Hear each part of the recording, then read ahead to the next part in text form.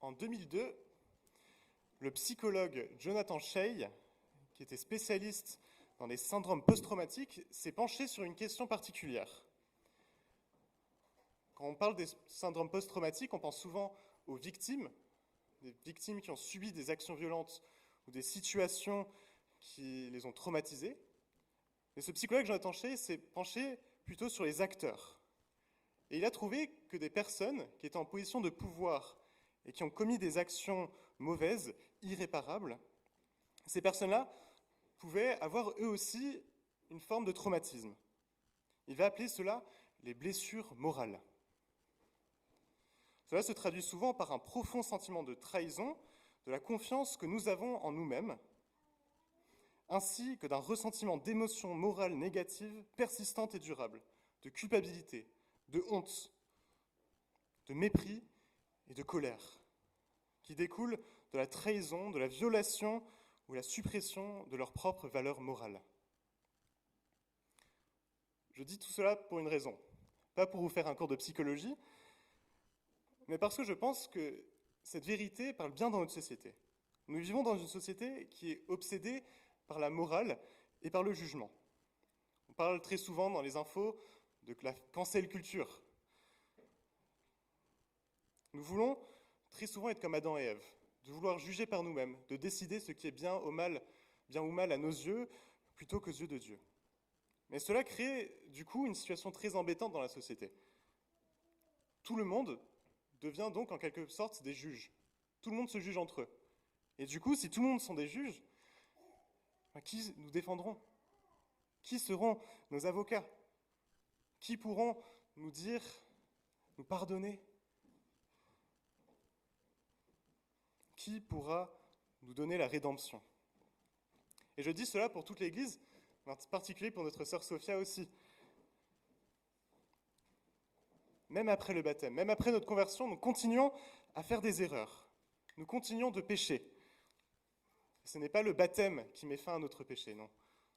Et donc la question se pose donc, comment est-ce que Dieu nous permet de répondre à son appel alors que nous continuons d'être pécheurs, alors que nous refusons quelque part de l'écouter, de marcher avec lui?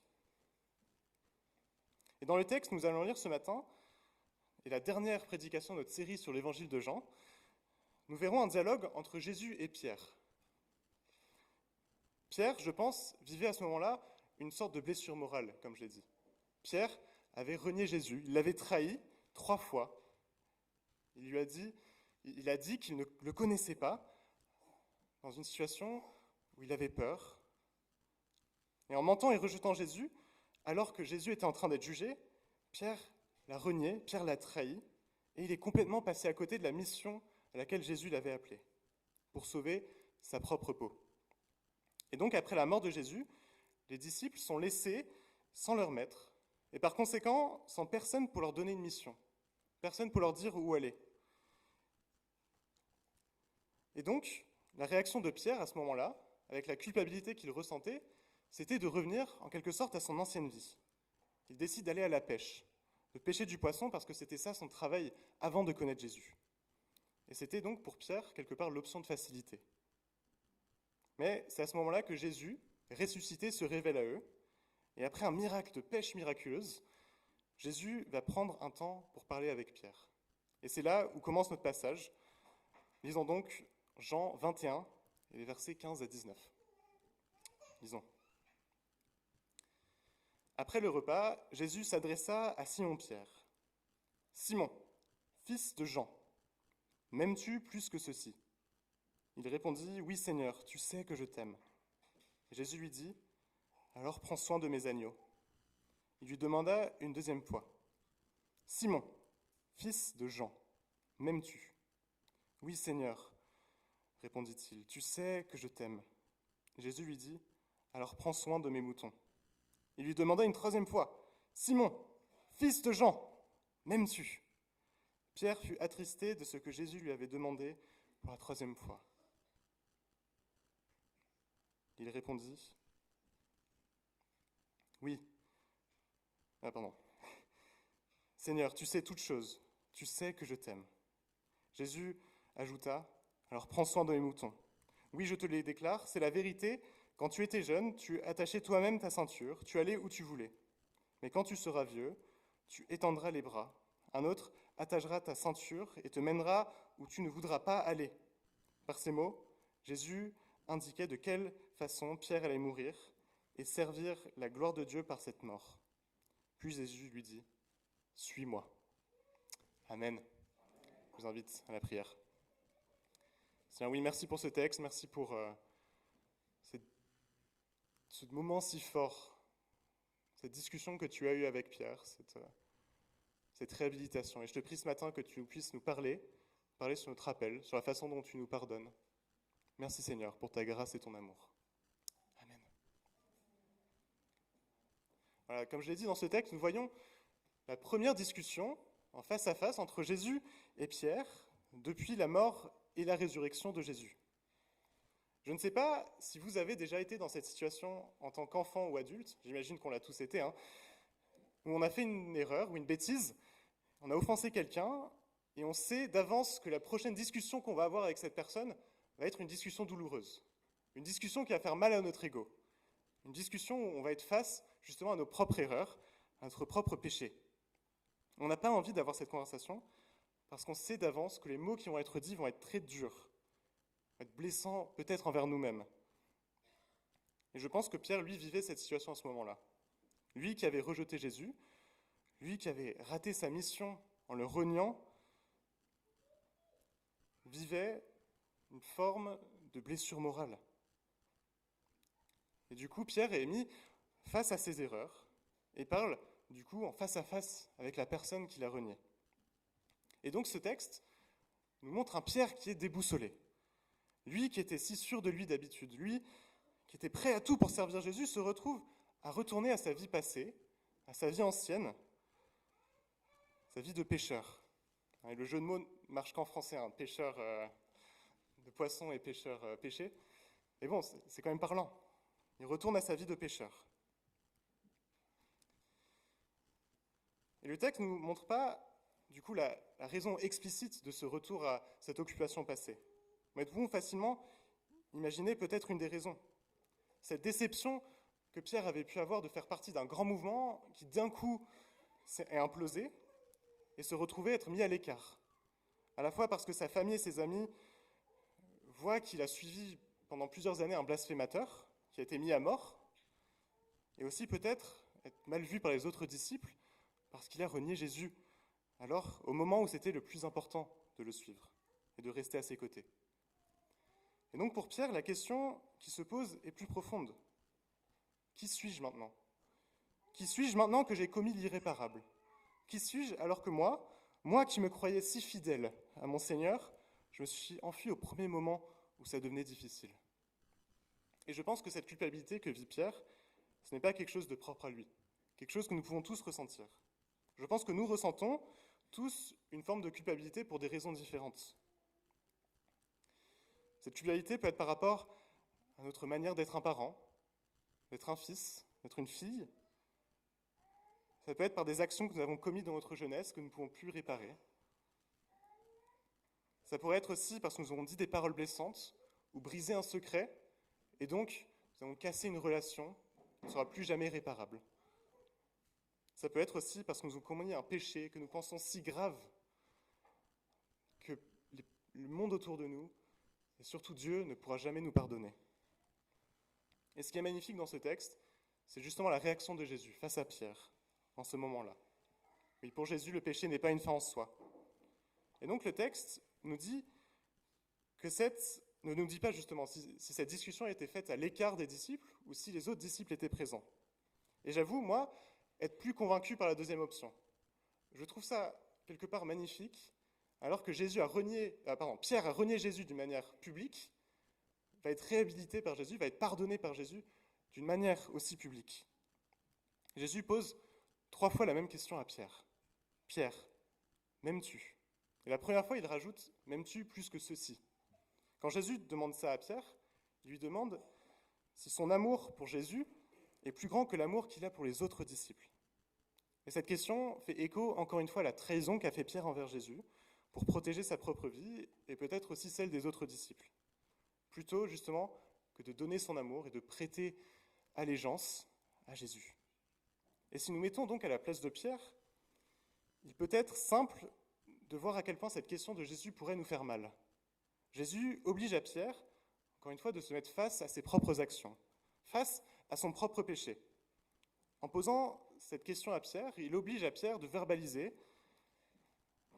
à quel point, en fait, quelqu'un d'autre avait pris sa place dans son cœur. Et cette question, en fait, c'est aussi un grand geste de miséricorde de la part de Jésus. Pour Jésus, cette trahison de Pierre était réelle, ses effets étaient réels, mais ce n'est pas synonyme d'une rupture. La relation entre Jésus et Pierre n'était pas cassée. C'est vrai, Pierre pourrait être exclu du groupe, mais ce n'est pas que Jésus veut. Le but de ces questions n'est pas d'attaquer Pierre, ni de le critiquer, mais c'est de montrer à Pierre le vrai problème de son action.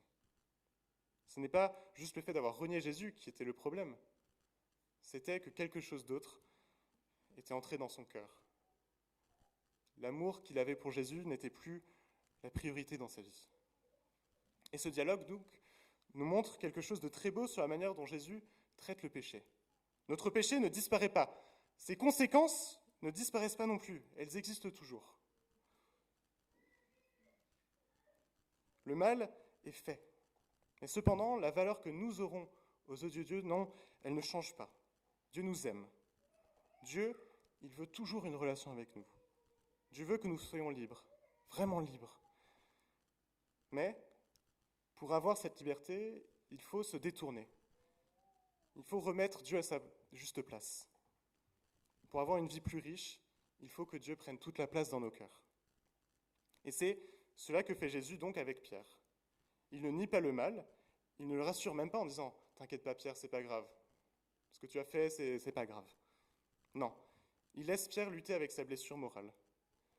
Mais il lui témoigne de son amour et lui donne surtout un nouvel appel. Il lui montre qui il est vraiment.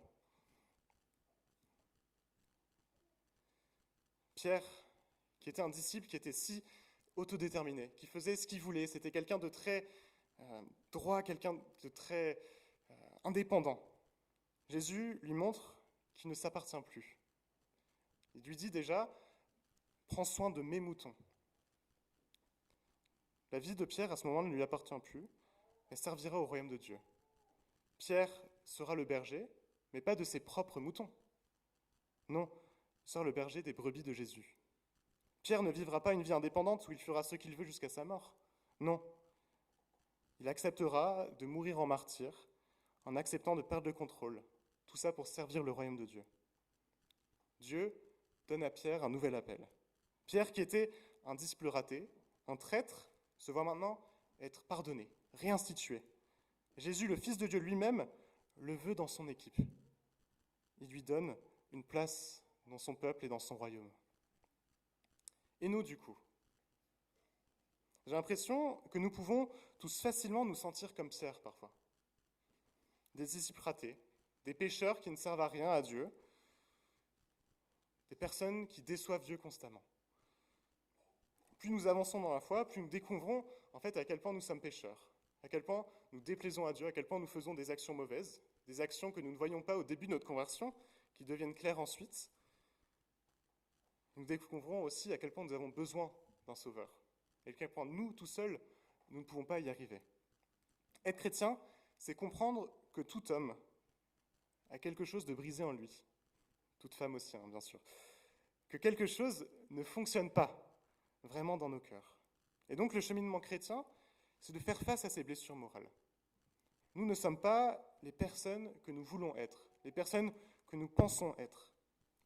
Nous sommes sales. Mais la seule façon de faire face à ces blessures, c'est de laisser Jésus faire ce qu'il a fait pour Pierre. Oui, nous sommes ratés, mais Jésus veut quand même de nous. Oui, nous sommes complètement passés à côté de la mission, à côté de l'appel que Jésus a pour nous, mais Jésus demande quand même à Pierre de le suivre. Et il demande aussi à chacun d'entre nous, suis-moi. Et du coup, en conclusion, ce qui est essentiel de retenir dans ce texte est justement la profondeur de l'amour de Dieu pour nous pécheurs. Un amour qui n'est pas perdu lorsque nous commettons le mal, un amour qui n'est pas perdu lorsque nous détournons du chemin. Un amour tellement énorme, tellement immense, qui nous appelle à le suivre. Il nous donne à chacun d'entre nous une mission sur la terre. Une mission qui est propre à chacun d'entre nous. Une mission et un appel qui est propre à chacun d'entre nous. Un appel aussi qui peut changer au cours de notre vie. Comme Thomas l'a dit en début de ce culte, nous célébrons ce dimanche, le dimanche des vocations. C'est le jour où nous pouvons prier pour les vocations des uns et des autres. Ça peut être pour des pasteurs, mais aussi des personnes dans nos églises qui servent Dieu de manière différente, à travers le témoignage peut-être, l'évangélisation, la mission, le service auprès des plus pauvres. Mais peut-être que certains d'entre vous se posent la question suivante. Je ne connais pas mon appel. Comment est-ce que je peux savoir à quoi Dieu m'appelle aujourd'hui et veut pour ma vie? Eh bien, c'est une très bonne question. La première partie de cette réponse, c'est qu'il est essentiel de passer du temps à écouter Dieu. De pas seulement avoir une relation avec Dieu, on lui demande des choses, et de l'écouter, de demander à notre Seigneur, Seigneur, qu'est-ce que tu veux pour moi? Comment est-ce que tu veux que je te suive? Cela peut se faire à travers la prière, à travers des temps de lecture de la Bible, des temps dans le silence, des temps d'écoute. Et l'autre manière qui est aussi essentielle, c'est par l'Église, c'est par la vie communautaire, la vie ensemble. C'est en passant du temps avec nos frères et sœurs, en écoutant ensemble des enseignements comme vous le faites aujourd'hui, en voyant les exemples des personnes autour de nous qui servent Dieu de différentes manières, et en participant à des services aussi avec nos frères et sœurs. Un autre outil très précieux, duquel nous ne parlons peut-être pas assez, ce sont les groupes de croissance. Nous encourageons des membres de l'Église justement de créer ces groupes de 2 ou 3 personnes, non mixtes, d'âges différents et variés, des lieux où nous pouvons ensemble étudier la parole, nous pouvons grandir ensemble, côte à côte, nous pouvons écouter la parole de Dieu ensemble, parler de nos luttes et nos victoires des semaines, et discerner surtout ensemble ce que Dieu veut pour chacun d'entre nous. Écouter ce qu'il veut pour chacune de nos vies. Oui, Dieu nous parle de différentes manières, et j'en oublie sûrement là dans ma conclusion, et Dieu nous appelle aussi de plein de différentes manières. Frères et sœurs, écoutons-le. Soyons donc à l'écoute de ce que Jésus a à nous dire aujourd'hui. Cherchons à le suivre, à suivre ses voies à travers tout ce que nous faisons, et que nos vies soient des témoignages réels, témoignages vivants de cet amour qu'il nous donne. Amen. Je vous invite à prendre un moment de silence et de demander à Dieu, Seigneur, à quoi est-ce que tu m'appelles aujourd'hui ?